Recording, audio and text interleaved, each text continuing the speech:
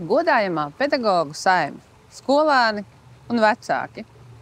Ja skatāties šo video, tad droši ziniet, ir atnācis 1. septembris, zinību diena.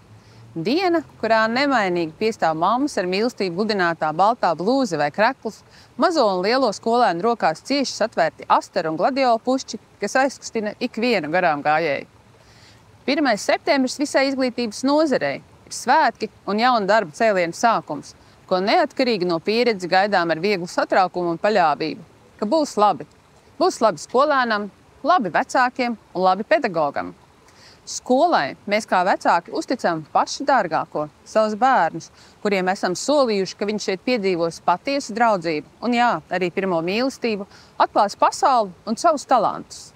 Tāpēc skolai ir jābūt tai drošajai vietai, kur katrs bērns, vecāks, skolotājs jūtas labi, pieņemts, saprasts un atbalstīts. Arī sava ceļa gājēji, kas pēcāk dara lepnas savas skolas un valsti.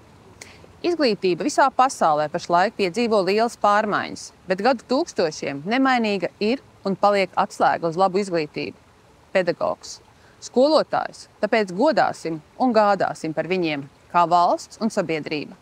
Mans vēlējums – šogad, kad uz ielas nejauši satiksiet topošo pirmklasnieku, pamatskolnieku vai ģimnāzistu, novēliet viņam priecīgu zinību dienu, jo tur iet Latvijas nākotne.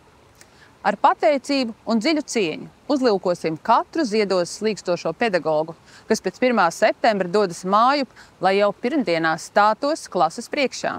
Un pats galvenais – pateiksim paldies saviem bijušajiem un esošajiem skolotājiem, jo viņi ir Latvijas zelts.